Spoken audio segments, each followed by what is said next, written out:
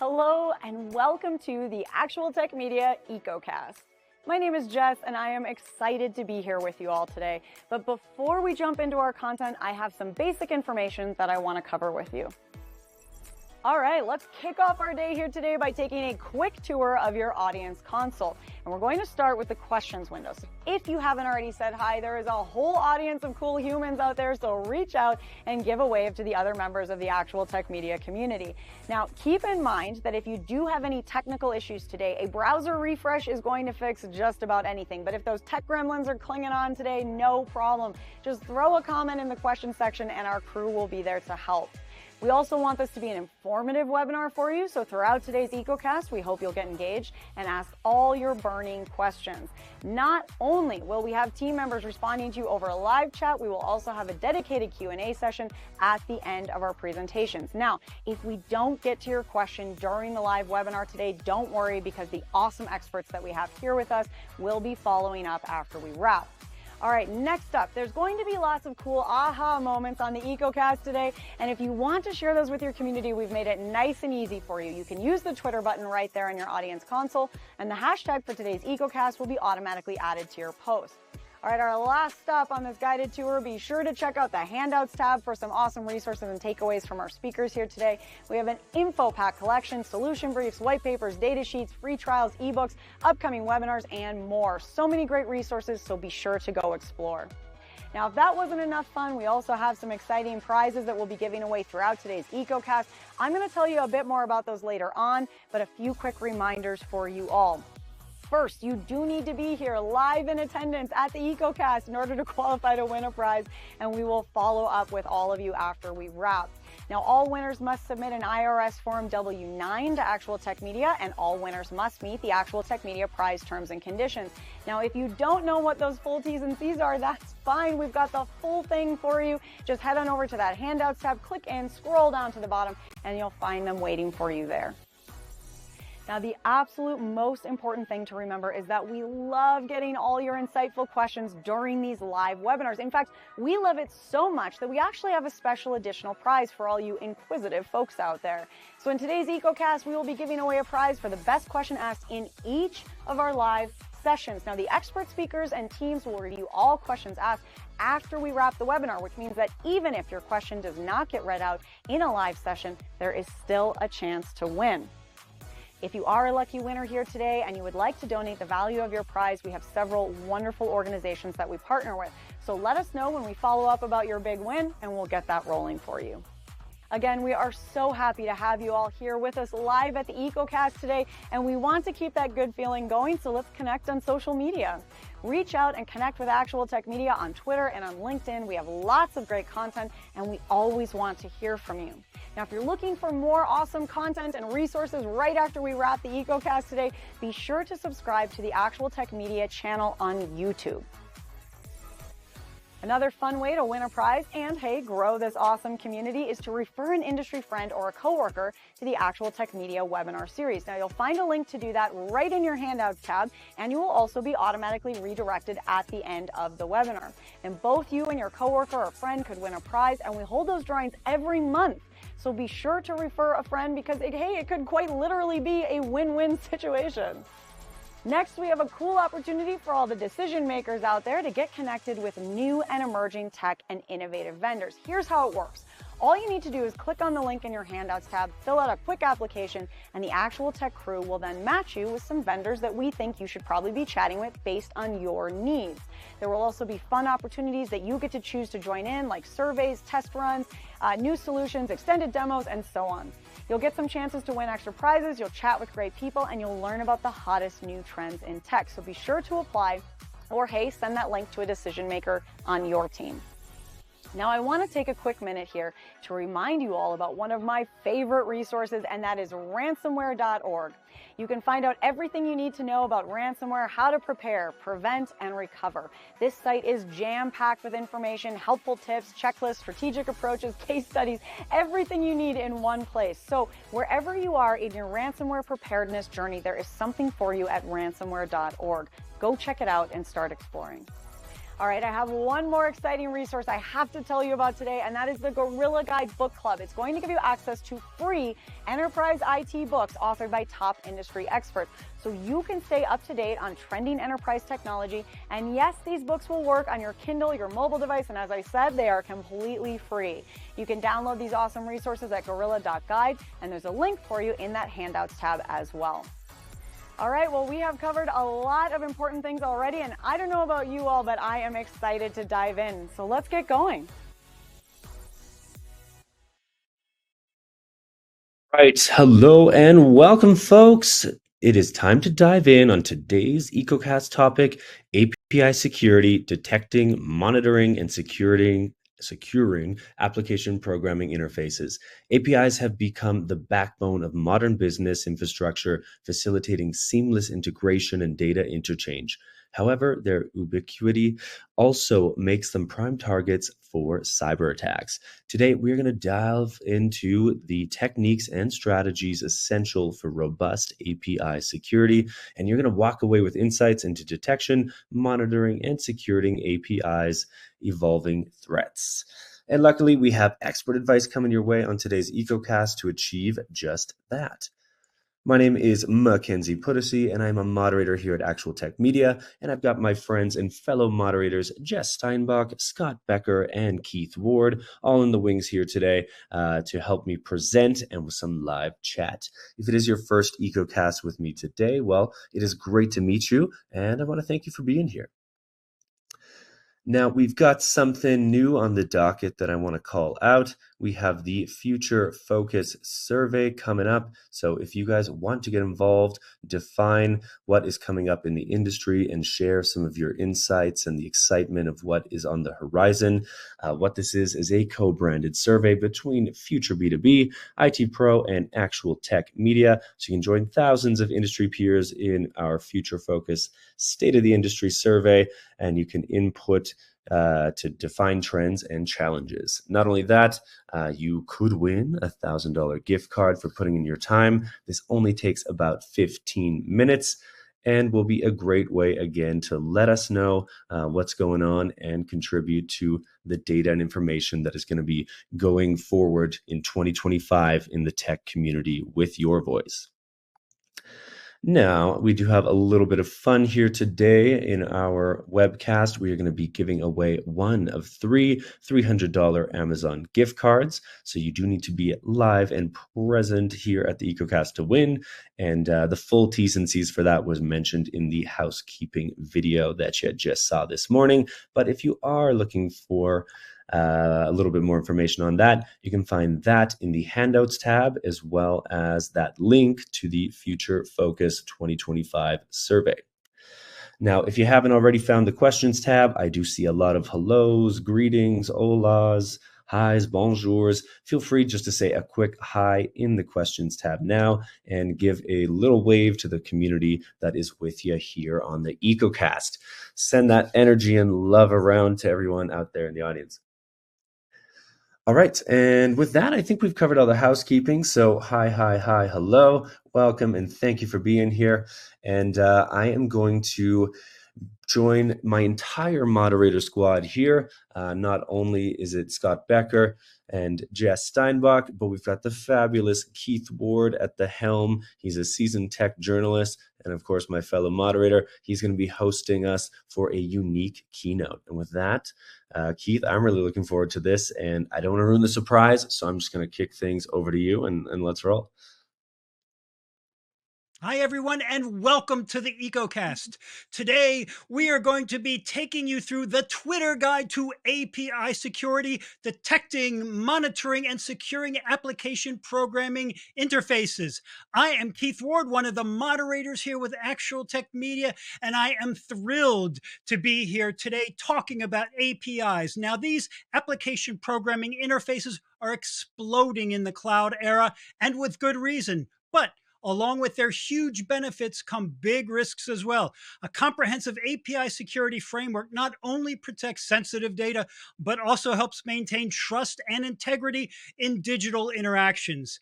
Today, we're going to cover key aspects of API security, focusing on essential practices for safeguarding these critical components of modern software architecture.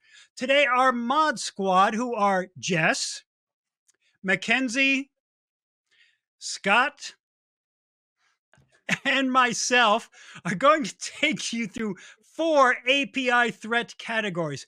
But the twist is that the others can only provide wrong answers. That's why we call it the Twitter Guide. That social media platform is famous for its ability to provide wrong answers by the experts.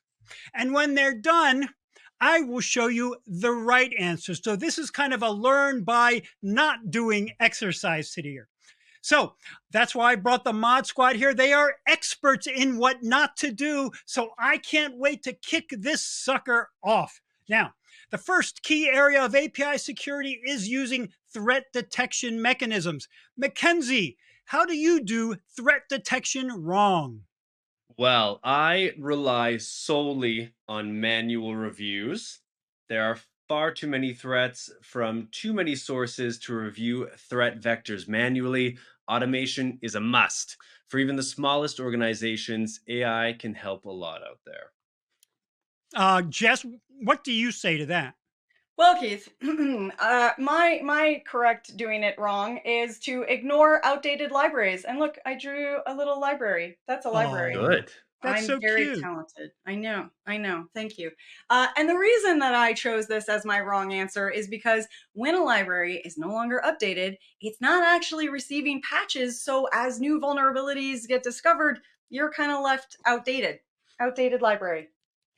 It's an old And library book. Yes. okay, now, Scott, I can't wait to hear what your incorrect answer is. Yeah, so I'm a fan of disabling all security alerts. So believe it or not, some admins still do this due to alert fatigue. They get overwhelmed and they're unable to keep up with the avalanche of warnings and notifications. They turn them off so they can get a little peace. Wow, that is some really bad advice from all three of you. Those were spectacularly wrong answers. The right answer is identify unusual traffic patterns. This is because API traffic that includes suspicious or unexpected patterns of data, such as large amounts of sensitive information or abnormal data formats, should raise suspicions. This could indicate to potential data breaches or attempts to manipulate the system. Okay, the second key aspect of API security is monitoring API usage. Jess, start us off here with what not to do. I'm so ready. I need a drum roll. Limit monitoring to peak hours. And look, I drew a nice little. Wow, my handwriting's really bad. I'm sorry, but look, I drew a little clock. Yes, yeah. Do not actually limit monitoring to peak hours because unexpected traffic spikes can actually strain systems. And if you don't have proper rate limiting, attackers can then exploit those compromised API keys. This is why we see those big increases on Black Friday and things. And then that's when they're launching those large scale attacks. So terrible, terrible advice. Great clock. Great clock. Yeah. Terrible advice. I can't even draw a stick figure that anyone could recognize. But anyway, we'll move on to Mr. Wrong himself, Scott.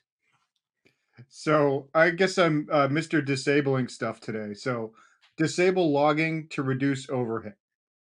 So many, if not most, API intrusions can be detected or investigated later based just on log analysis.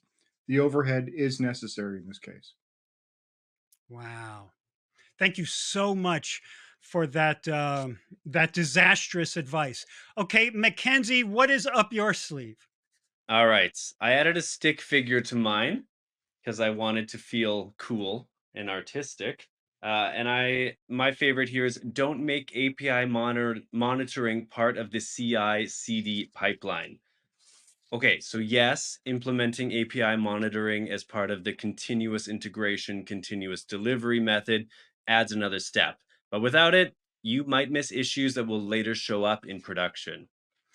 Wow, that really is something else. Thank you for that lack of useful advice, Mackenzie. So here is the right answer to follow up on all the terrible answers.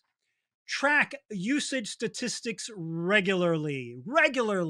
Tracking usage patterns and performance allows you to identify and block any suspicious activity like unauthorized requests or suspicious responses. A solid baseline is really what you need to have here. Okay, moving on. Category number 3, the third key to solid API security is strict access control practices. So, Scott, what should an access control not do? Yeah, so allow open access for all users. This should probably be self-evidently bad. The right idea, which is commonly known as zero trust these days, is to assume every user is a threat until they prove otherwise. Oof, oof. That stings. Mackenzie. I think I've got a one up here. So mine is to use hard-coded credentials, right? Hard-coded passwords are simple targets for password guessing exploits. You know, password 123. You could guess that. And if the code is exposed, hard-coded credentials can become publicly visible. In technical terms, this is very, very bad. And it makes me feel like I'm back to the coding practices of 1981. So thanks very much, Mackenzie. All right, Jess, what is up your sleeve? I'm the grand finale. Well, you don't have any sleeves. Sorry. I have no sleeves. What? Well, yeah. What's up my hair bands? Here we go. Are we ready? Grand finale answer. Terrible advice. Skip role definitions. Not gonna lie to you folks, I could not think of a good illustration. So those are little check marks. Those are little skipping the check marks, right? This is the best I could come up with. All right. Skipping role definitions. This is terrible, terrible advice because RBAC or role-based access control should actually be your default position. This is going to grant permissions based on roles and responsibilities. So basically, you know, why does a sales rep need to have access to all the API? All the sales reps out there are angry at me now. But you do not need access to all the data. You don't. I promise you that you don't. And so having role-based definitions is going to help to keep things a little bit cleaner. This is terrible advice. I think that's the winner. And if someone wants all of those roles, they should be suspicious anyway, right? Yeah. But I disagree. I think your little illustration means that you're a sergeant in the Army. That's what it looks like more to me. So anyway, now that we've got some spectacularly incorrect answers, let's get a correct answer, and that is this. Implement OAuth for authorization. OAuth separates the process of authenticating users from granting them access to resources. This limits the exposure of users' credentials. OAuth tokens also offer more detailed authorization control than API keys. That is a good thing. All right, here we go. Number 4. Our final category for API security is data protection strategies. Now, Mackenzie, you have been brilliant at doing everything wrong so far. Give us one more. Show us how to compromise data in record time. This I think has the potential to be the big winner today. And I learned this from my mother. Store passwords in plain text. This may I'm calling your mother. Poor mom. This may seem obvious, but it still happens. Plain text allows anyone to see the passwords, and attackers can find a user with admin credentials and take control of the entire system. So no. Mackenzie, how do we feel about writing our passwords on Post-it notes and putting them all over our office? That's a great idea. Great, good, excellent. Yeah. Another no learned from your mother, I guess. Yeah, exactly. All right. Jess, we'll let Mackenzie slide on the rest of us. We don't really want to have him get angry calls from his mother. So why don't you move right along? All right, I'll move it right along. I have one final answer for you. My terrible advice, my winning bad Twitter advice is to use outdated encryption protocols. Yes, look, May 1920, very outdated, extremely outdated encryption. I'm going to take the A+ on my illustrations. Thank you, Keith. In terms of my answer, the reason I think this is a terrible answer, I mean, it should be really obvious. We've talked about this a few times today with how fast things are moving. It's so essential to stay up to date. So knowing what is current and what is not, knowing what is actually a threat and what is not, knowing what the exploits are that you need to be aware of, and then making sure that you are using the correct encryption protocols. If you're not doing that, if you're not staying up to date, I mean, basically you're leaving the door to your house open with like a tiny bunny guard dog out front. And that's the best metaphor I can think of right now. All my creative juices went into drawing pictures. I got nothing left. Well, we'll forgive you. All right. Scott Becker, give me some wrong answers. All right, I'm back to disabling stuff. Disable firewalls for performance.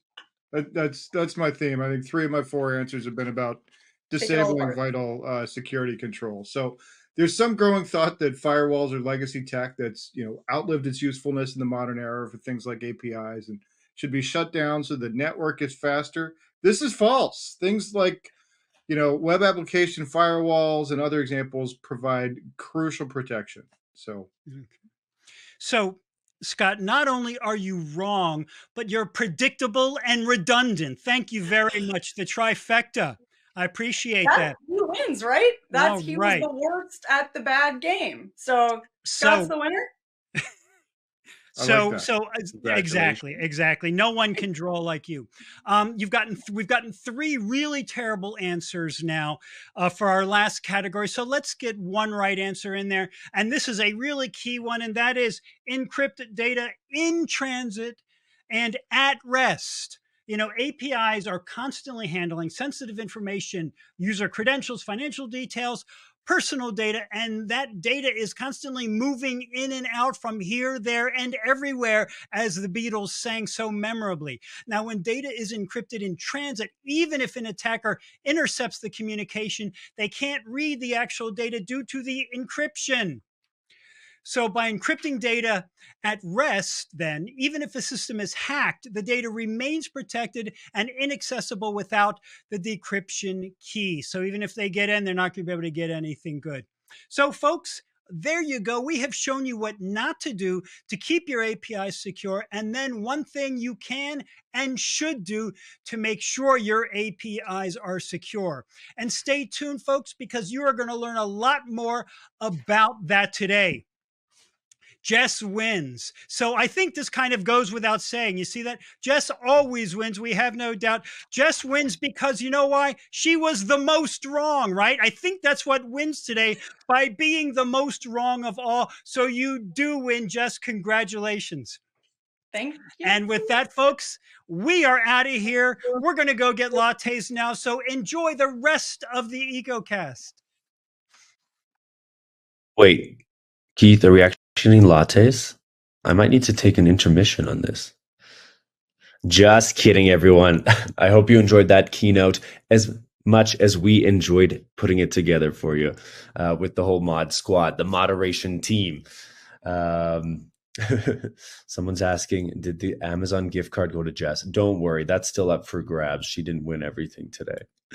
All right, we do have a poll up for you. So if you haven't yet answered it, we're just wondering, what is your time frame for adding new or updating existing IT solutions at your company? So you're looking to do things right away, especially around the theme here of API security, kind of in the first 6 months, 6 to 12, maybe you've got about a year timeline, 12 to 14, closer to a year or 2 out, or maybe you're just not sure. You're kind of getting a lay of the land, figuring out what options you've got, what tech is at your disposal, and what things you should be thinking about before you make these big decisions. All right, and with that, I am going to leave that up for maybe 30 seconds or less. So feel free to answer that before we introduce our first speaker. Today's EcoCast is short, sweet, and absolutely packed with valuable information. And first up on the docket here on the EcoCast is Sequence. Yes, I'm very excited. I'm thrilled to hear their perspective on today's topic, and I have not yet had the opportunity to hear from them as experts in the field, so this is going to be great. It is my absolute pleasure to welcome to the stage John Dasher, who is the VP of Product Marketing over at Sequence, and he is going to be joined by my fellow moderator, Scott Becker, for a Q&A session. I want to remind you all that this is one of the greatest benefits of these webinars, is to be able to directly pose your questions to industry experts. And beyond that, there's also a $50 Best Question gift card up for grabs. So keep those questions coming in. And with that, I am going to hand things over to John, who's going to be joined afterwards by Scott. Take it away, John. Thank you very much. Happy to be here. Today, we're going to talk about protecting your applications and APIs and what's entailed in doing that. I'm John Dasher. I'm with Sequence Security. I run product marketing. We talk to a lot of executives in IT and in security, and invariably the subject comes around to application and API security. It's clearly top of mind, and it's understandable. Organizations have, frankly, built their e-commerce, their partner engagement, their customer engagement on the backs of applications and APIs. But what they often don't understand is the corresponding attack surface that comes with those applications and APIs. I mean, after all, your APIs often link to sensitive data. The fact that we're using APIs rather than completely self-contained apps means that there's a non-existent security perimeter, and there's a lack of attack surface visibility. Right? It's like the classic iceberg where 2/3 of it's below the water level. And of course, there's not any real time detection or response. And yet, as we move forward technologically, as we move to the cloud, as we build more and more applications, as we take advantage of things like AI, APIs are more and more often the foundation upon which all of these things are built. So security leaders ask us, how many APIs do I have and where are they? That report that one of your IT guys gave you that is an Excel spreadsheet of all your APIs was probably out of date the minute they hit send. What risks do they pose? Are some APIs riskier than others? Do some of them, for example, make sensitive data accessible? And most importantly, how can I protect my APIs and applications from abuse and attack? It's not necessarily a coding error that causes problems. Often it's something like business logic abuse, which is taking an API and making it divulge things that you probably don't want it to, but the design allows it to.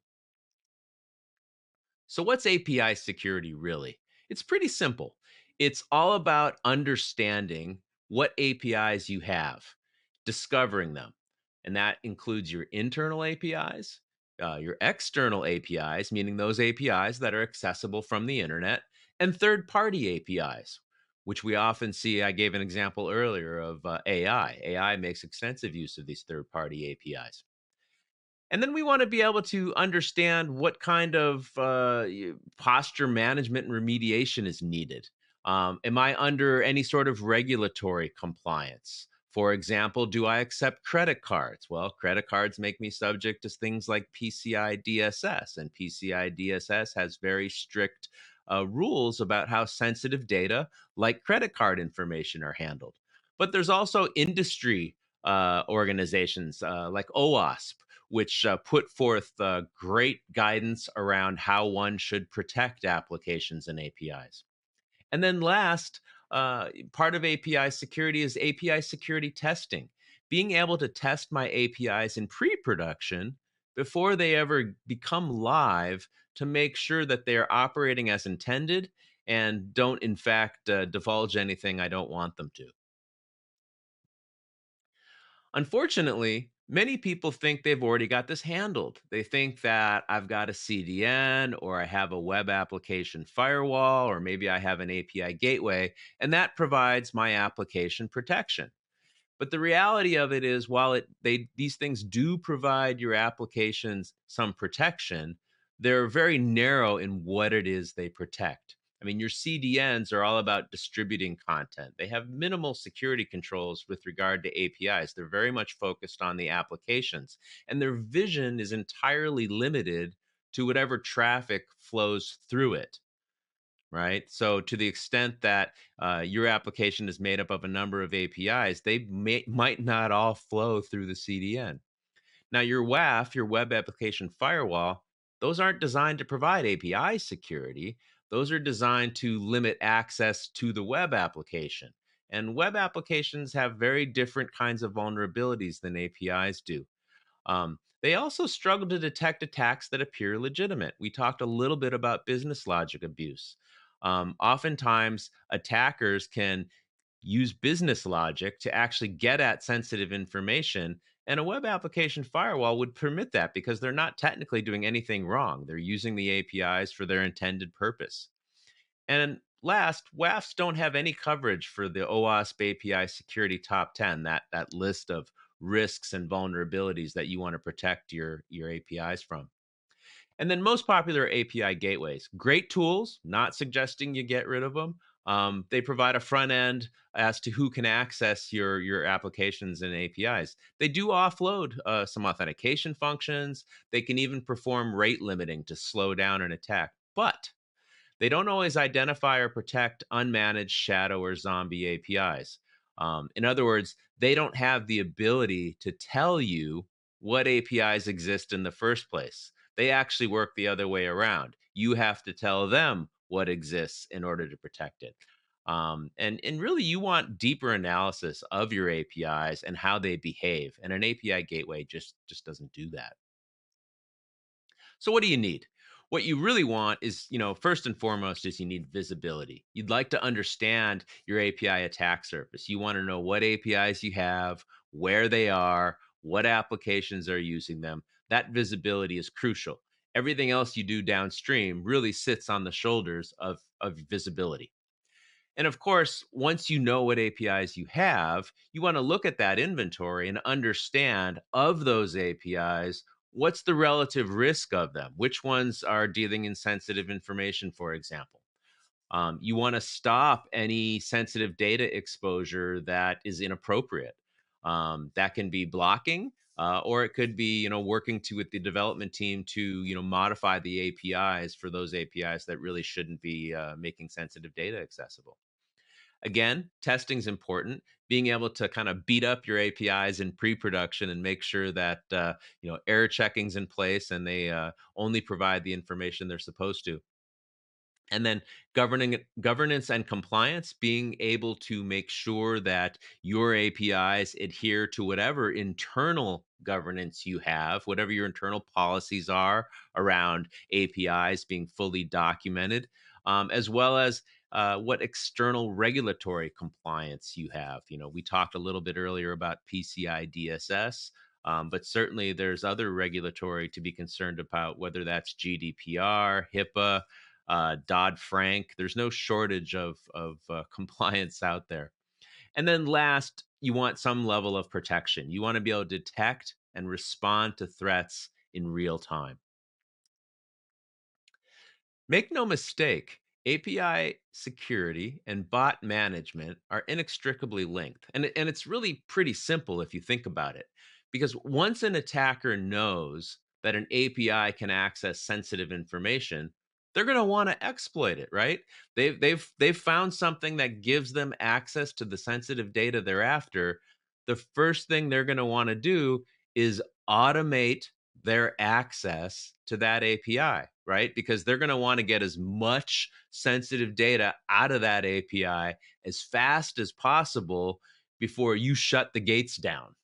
And so typically the way this works is the threat actors will perform some sort of reconnaissance, kind of probing your applications and APIs, looking for those that are vulnerable, that give away sensitive data or allow them to create accounts, maybe elevate their permissions and privileges. The vulnerable APIs that they found are targeted. Again, automation is tool number one to allow them to take over accounts, privilege typically, or elevate permissions of those accounts. And then they're going to want to, bypass any bot defense you have. Oftentimes, they will look at the JavaScript that your applications use to give them helpful clues as to how to best bypass that security. It's one of the reasons why JavaScript and SDA signals are ineffective against business logic attacks, is because they syntactically look just like real traffic. And so what you want to have is you want to be able to analyze the behavior. But you want to be able to do this in real time, right? You don't want to have to wait for the attack to be over, to look into some sort of data lake, to then analyze, yeah, I got attacked and here's where it came from. Meanwhile, the attack's long since over and they've left with your information. You want to stop the attack before it gets fully underway. Great story for you here. Here's an example of a well-known brand, Ulta Beauty. We work with them on some API security where the APIs were related to their e-commerce application, and the threat actors were probing these APIs, and they eventually found an inventory API. And essentially, it was an API that allows customers to check whether or not a product is in stock and what particular store that product is in stock at. And so once they kind of figured out how to work the system, they looked for high value inventory. Initially, they were looking for really expensive Dyson hair dryers, of all things. And they were systemically going through all of the Ulta Beauty stores to figure out which stores had what inventory. And we found this right away. And the Ulta Beauty security team said, no, mark those particular transactions. We want to watch this attacker and see what it is they're doing with this. This is very odd. So we did that. And effectively, what happened was they were kind of building their own database, if you will, of Ulta Beauty's store inventory. And the reason they were doing this is they were trying to figure out what store to rob, right? They didn't want to go rob a store that didn't have high-end inventory. They wanted to rob the store that had the expensive Dyson hair dryers. So we were able to basically track the attacker's use of these inventory APIs, and Ulta worked with law enforcement to essentially stake out the stores that had the expensive inventory that the attackers were going after. And by working with law enforcement, they literally thwarted the attack as it was happening, the physical attack. Here's an example of cybersecurity bleeding into the physical world where the two were actually linked. And so in the end, we ended up blocking almost 100 million malicious requests just with this one particular attack. We didn't affect any of their customers' legitimate traffic. It was mostly API-based enumeration attacks where they'd start off with a valid account number and increment by one, for example, and just keep doing that to try and get to what they need. At times like this, the volume of traffic is staggering. Their application went from having 100% legitimate traffic to having 90% malicious traffic, meaning threat actor traffic. Tens of thousands of dollars were saved in the form of infrastructure and loss prevention, $80,000 with this particular attack alone. And we were able to continue to prevent any sort of volumetric attack.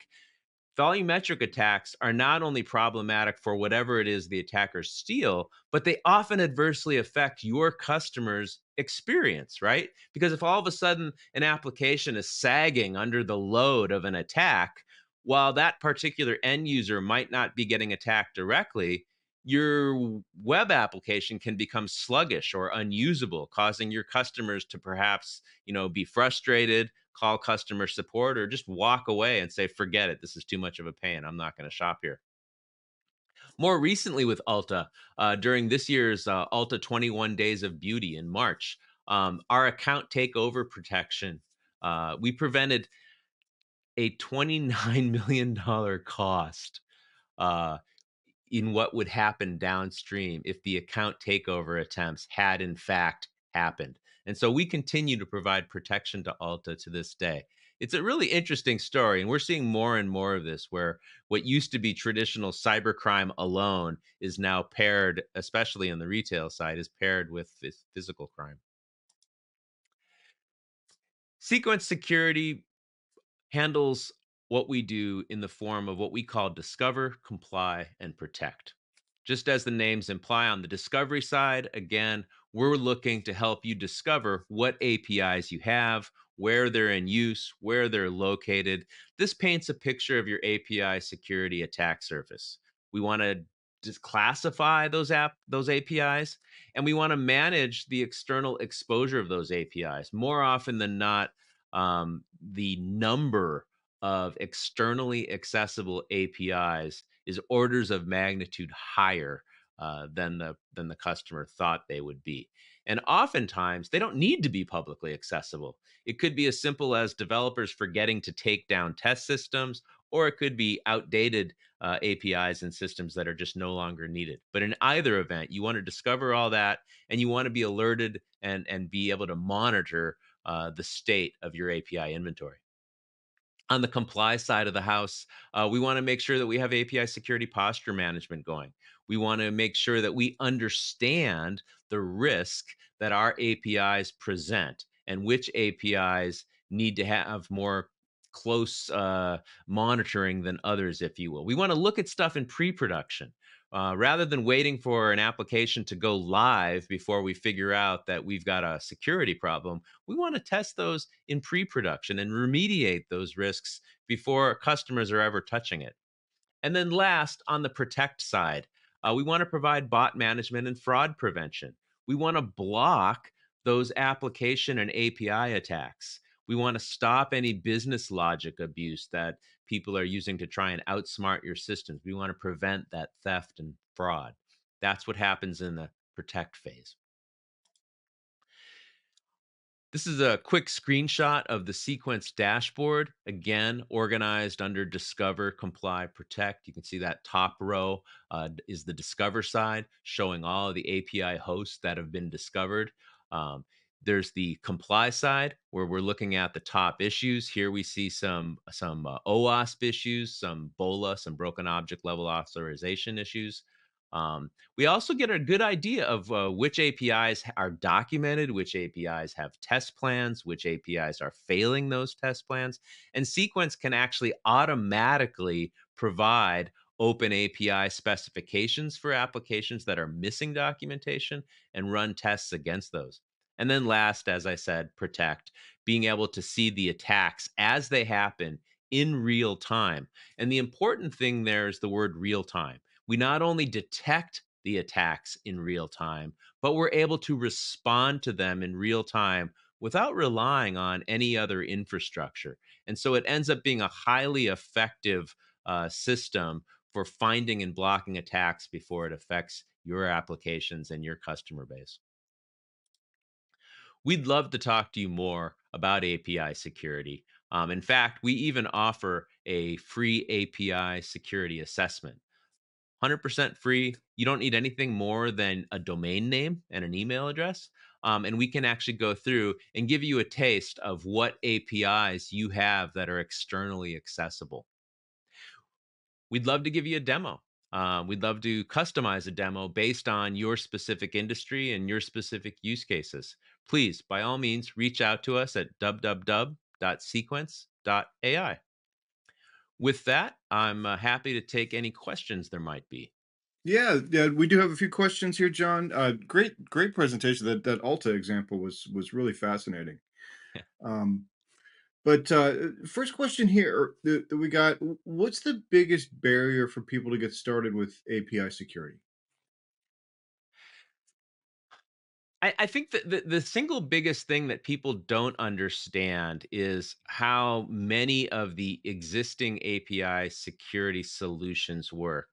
The hard part isn't buying the solution. The hard part is making the solution work. There are a number of solutions in the market that require you to modify your applications in order to see what traffic is going to them, in order to look at whether or not an attacker is trying to make use of your APIs. They'll force you to add JavaScript to your applications or use a mobile SDK. And the problem with that is you only have visibility and you can only get protection for those applications that you've modified. And so this having to modify your apps in order to use API security tools is a real big pain in the butt. And so a lot of times what happens is people will buy a solution, realize how hard it is to get their dev teams to modify the application so they can run their new tool, that they end up only covering one application because it's just such a big pain in the butt. Sequence does not require this. Sequence does not require instrumentation of your applications. We sit in the network, we see all of the traffic going to your applications, but we don't have to modify the application.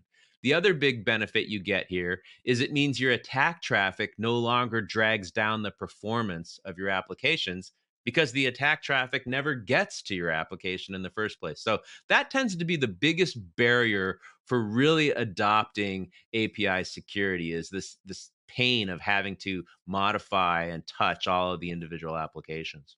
Got it. Okay, great. And that kind of leads into another question that we got here. That they're asking, which applications can I provide API security for? Which application?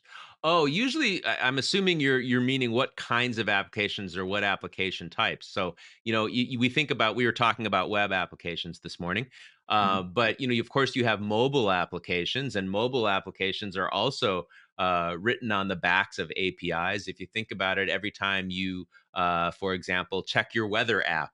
Well, how does that work? Yes, you have an application running locally on your mobile device, but it's making an API call to some external service where it's getting the live data and bringing it back to you and presenting it. So you want to be able to protect your mobile applications. And then the third kind of application that you want to be able to protect, which is becoming more and more common, is applications that are really based on API microservices. This idea that all applications are completely self-contained is kind of yesterday's news. Modern applications are often collections of services. Yeah. Your banking applications, for example, are a great example of this. When you log in, you might be using one set of APIs to perform the login function. But when you go to check your bank balance, it could be using an entirely different system with a different APIs in a different location. Now, you as the user of the application, it looks like one contiguous application that's in one spot. But the reality of it is more and more applications are kind of building blocks of different pieces.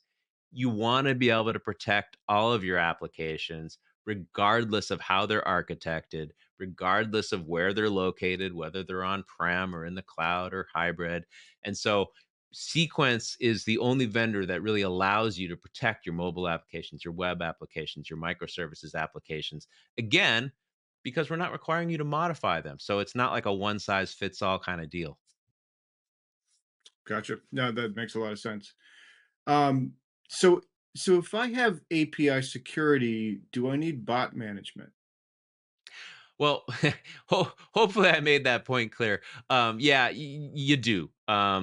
The most common thing that happens once you start looking at your APIs and realizing which APIs are vulnerable, the logical thing for any threat actor, for any attacker to do once they discover an API that you have that's vulnerable, is to automate their attack, is to automate their malicious use of that API. And so, yeah, API security is great. It's important. It provides you a lot of important foundational information. It allows you to be much more defensive around your APIs and the security that they are afforded. But bot management is the flip side of that coin, if you will, that protects you in real time from anything getting abused. Okay, excellent. Well, John, we're about out of time, but you mentioned the API security assessment and the demo here on screen. So I think people are in good shape as far as next steps. Thanks so much for being here. Really appreciate this update on Sequence. Pleasure speaking with you. Hello, everyone. My sincere apologies. I did a silly thing and did not manage to get my microphone activated. So I've been talking to you like a hopeless romantic with no audience. So I'm just gonna hop back and say huge thank you to John and Scott. Really great presentation with John. I love the context of the case study. And Scott, thank you for being on here and giving your voice and lending it to us. So again, if you thought you were in some tech abyss, that was totally my butterfingers here. With that, we had a lot of questions there in the Q&A that did not get answered. So if you did ask a question today, do not fret. It will be passed on to the Sequence team, and they are going to be able to hand over any feedback and information that you are looking for. And I'm sure most of you have found it by now, but there's also a poll up there asking what additional information that you might like about the Sequence solution. So again, this is kind of your easy button. If you can grab data sheets, case studies, pricing demos, all that and more. This is the easiest way to get exactly what you are looking for. So I'm going to leave that up for just a second more, and then we are going to wrap things up here. I do want to remind you there is a handouts tab. So if you haven't checked that out quite yet, there's a data sheet in there. It is the Sequence Unified API Protection, and it overlooks the API security and bot management in their platform. So easy, concise, 2-pager PDF, definitely worth keeping and reviewing after today's EcoCast. And with that, it is prize time, everybody. So if you are feeling lucky today, let's see if you are indeed one of the lucky winners. Reminder, you do need to be here live and present on the webinar to win. And we have got not one, not two, but three $300 Amazon gift cards to give away. So quick drum roll on your desk or your countertop, or wherever you're viewing in from. Excellent, excellent. And so our lucky winners are Jess Dahlberg from Michigan, Michael Rabilas from North Carolina, and Travis Tharp from Texas. Congratulations to all of you today. And again, we will be in touch after today's webinar, letting you know how you can claim those prizes. And there is still that $50 best question gift card for the session. So we might be reaching out to you about that. Quick review again, just in case you missed it. 3 winners were Jess Dahlberg from Michigan, Michael Rabilas from North Carolina, and Travis Tharp from Texas. Huge congrats to you all. All right, if you're on the webinar today and you would like to chat with us about presenting on a future summit, EcoCast, or MegaCast webinar, well, we would absolutely love to hear from you. You can reach out via email at connect@actualtechmedia.com. And with that, on behalf of Actual Tech Media team, I want to thank all of our speakers, both internally here from the Mod Squad, but also from Sequence for making this EcoCast possible, and of course for being with us today. And a special thank you to all of you for attending and asking those great questions, being interactive. I had so much fun with you all talking about API security, and I'm sure that you have walked out of here learning something new, and hopefully you're feeling lit up and excited to put something into action. Now, if you enjoyed today's session and you are looking to learn more, well, mark your calendars for our expert series coming up. This is AI Revolution 2024, How AI Transforms Security and Threat Detection. This is with the awesome Bill Clayman, who is the CEO and co-founder of Apollo US.